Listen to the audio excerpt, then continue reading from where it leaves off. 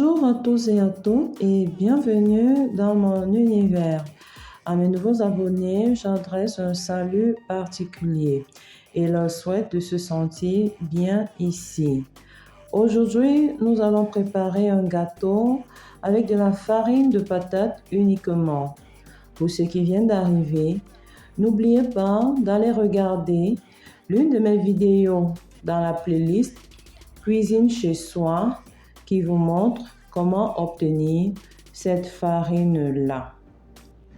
Sans plus tarder, nous allons prendre un grand bol ou une saladière et là-dedans, nous allons ramollir notre beurre.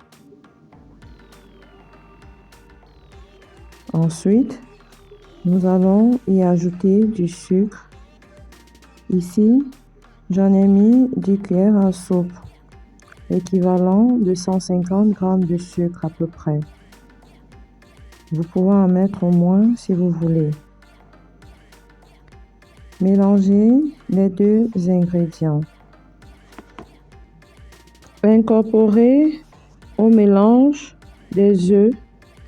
Ici, nous en avons mis 4 et mélangez jusqu'à obtenir une pâte plus ou moins homogène.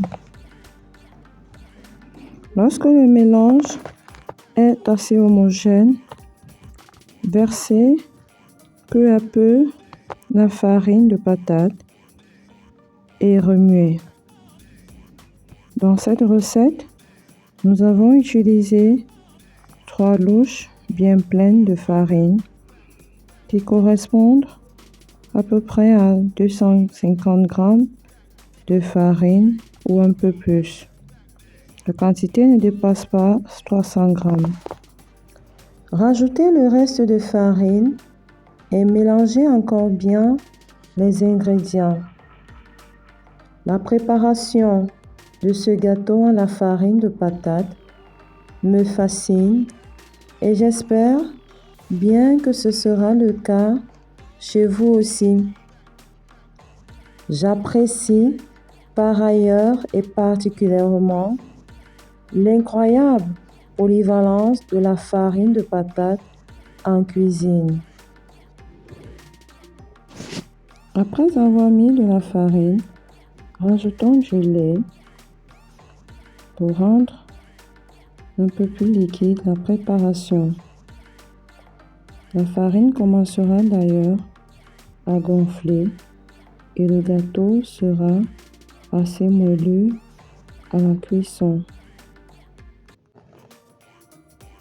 Ce gâteau à la farine de patate est un dessert traditionnel qui a conquis des palais à travers le monde, et le mien en particulier. Ça peut être un coupe-faim avec sa texture moelleuse qui maintiendra la sensation de satiété. Pendant que nous ajoutons encore du lait, n'oubliez pas de vous abonner, de liker, de commenter et même de partager cette vidéo.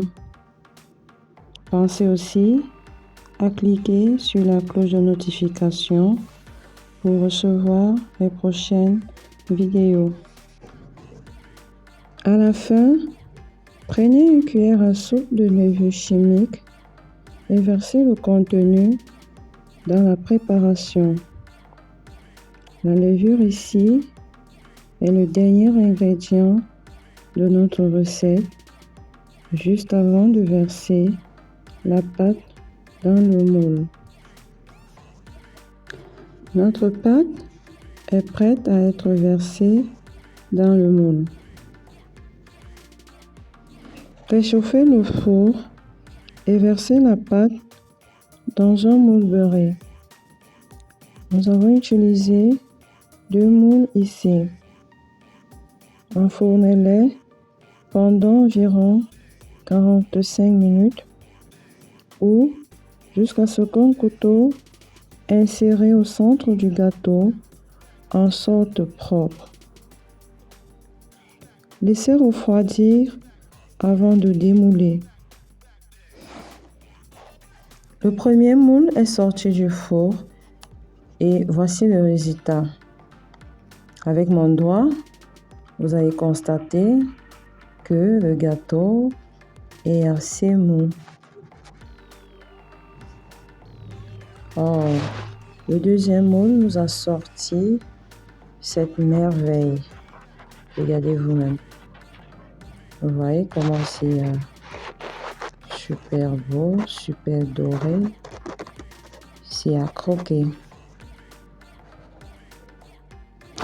Avant d'oublier, comme conseil, vous pouvez ajouter une pincée de cannelle ou de vanille et même une autre senteur pour parfumer votre gâteau. Servez-le avec une boule de glace à la vanille ou une cuillerée de crème fouettée pour un dessert encore plus gourmand. Mais une délicieuse recette de gâteau à la farine de patates douces. Je vous souhaite une bonne dégustation. Je vous dis à très bientôt pour une autre vidéo. Bye bye.